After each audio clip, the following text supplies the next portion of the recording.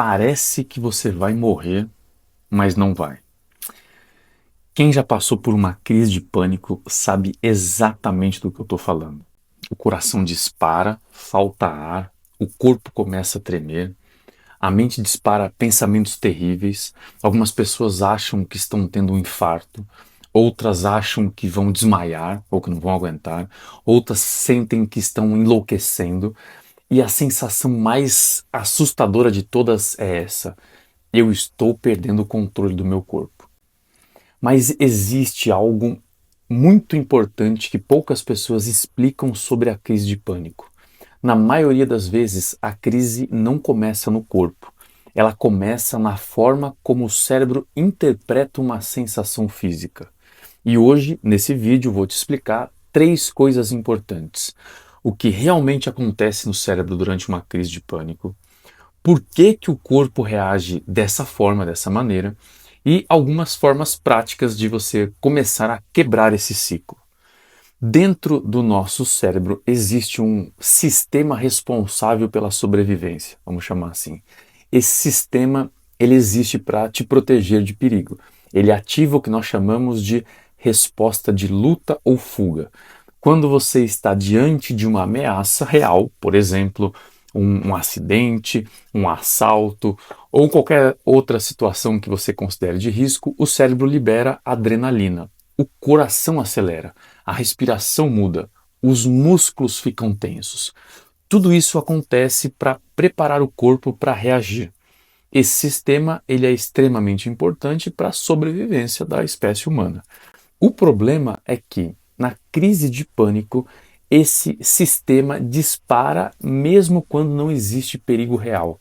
É como se o alarme de incêndio de um prédio, por exemplo, começasse a tocar sem haver fogo ou qualquer sinal de fogo. E quando esse alarme dispara, o corpo começa a reagir. Coração acelerado, respiração curta, tensão muscular, essas sensações são completamente normais dentro do mecanismo de sobrevivência. O problema começa quando a mente interpreta essas sensações como algo perigoso.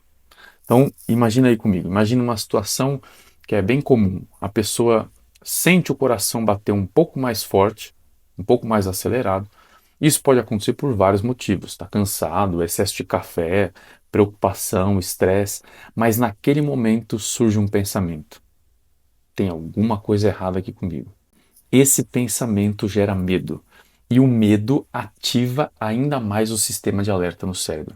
Então, o corpo ele reage mais, o coração acelera ainda mais, a respiração fica mais curta. O medo de ter medo faz disparar o medo. A sensação de falta de ar aumenta. A mente interpreta isso como a confirmação do perigo. Tá vendo, ó? Tem algo muito errado aqui comigo. E assim começa o ciclo da crise de pânico. Primeiro vem uma sensação física, depois uma interpretação de perigo. E essa interpretação gera medo. O medo aumenta a reação do corpo e o corpo confirma o medo. A sensação, interpretação, medo. Reação física, mais medo. Estão entendendo? Em poucos minutos a pessoa entra numa espiral e aí não consegue sair. E é por isso que muitas crises parecem surgir do nada. Na verdade, não foi do nada. O que aconteceu foi uma interpretação que disparou o sistema de alerta, disparou o alarme lá. Existe algo que é muito importante que precisa ficar claro. A crise de pânico não é fraqueza, não é falta de fé, não é falta de força, de vontade. É um sistema de sobrevivência que ficou sensível demais. O cérebro está tentando proteger aquela pessoa ou tentando proteger você, só que está fazendo isso de uma forma errada. Agora vem uma parte também importante do vídeo. Quando o pânico começa a se repetir, o cérebro cria associações automáticas. Então, por exemplo, coração acelerado é igual a perigo, respiração curta é igual a algo terrível que vai acontecer. Com o tempo, o próprio medo da sensação começa a disparar o ciclo. A programação, o medo de ter medo faz disparar o medo. A programação neurolinguística trabalha justamente com isso, quebrar associações automáticas entre sensação e medo. E eu vou te mostrar algumas estratégias que podem te ajudar a partir de agora. A primeira delas é a dissociação. Quando alguém revive mentalmente uma crise, ela costuma entrar novamente no estado emocional da crise. O cérebro não distingue quando você viveu aquilo ou quando você está imaginando aquilo. A realidade da imaginação. Uma forma de você reduzir essa intensidade é mudar a forma como o cérebro representa aquela memória. Então faça um teste simples aí. Pensa em uma situação recente onde você se sentiu com bastante ansiedade. Agora, imagine que essa cena esteja acontecendo em uma tela de cinema, na sua frente, fora do seu corpo. Você não está dentro da cena, você está assistindo a cena. E observe aquela versão sua passando por aquela situação. Quando o cérebro dissocia da experiência, a intensidade emocional fica diferente, diminui.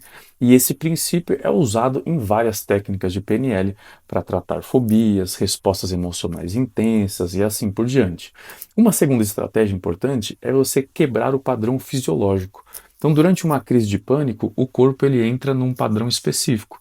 Respiração fica curta, postura fica contraída, o foco interno no corpo, pensamentos acelerados, e uma forma poderosa de você interromper esse ciclo é mudar rapidamente o seu estado físico.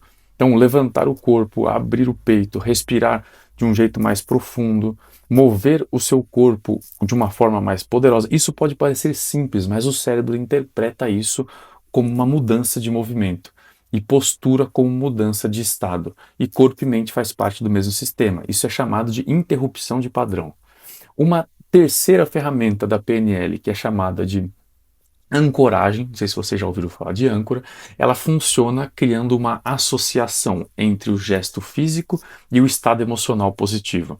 Então pensa no momento da sua vida onde você se sentiu muito calmo, muito tranquilo, muito seguro, muito confiante. Reviva esse momento aí por alguns segundos e faça um gesto simples, como pressionar o polegar ou o indicador, ou alguma coisa que você não está acostumado a fazer. E repita isso algumas vezes, enquanto você revive aquele estado de calma e você vai lá e pressiona naquele ponto. Seu cérebro começa a associar que aquele gesto é aquele estado emocional. Com a prática, esse gesto ele pode se tornar um gatilho de regulação emocional. É importante dizer algo com muita responsabilidade, porque eu estou gravando esse vídeo falando sobre essas técnicas, mas nenhuma técnica isolada resolve tudo. Se você sofre com crises frequentes de pânico, busque ajuda profissional. Isso pode ser muito importante, muito excepcional para você. Terapia com acompanhamento psicológico ou médico podem ajudar a pessoa a entender as raízes emocionais desse processo. Cada pessoa tem uma história diferente, mas a boa notícia é que o pânico ele tem tratamento e ninguém nasce com esse pânico. E muitas pessoas conseguem aprender a regular esse sistema de alerta, aprender a passar por isso. A crise de pânico ela pode parecer uma perda total de controle, mas muitas vezes ela é apenas um sistema de proteção que ficou hiperativado.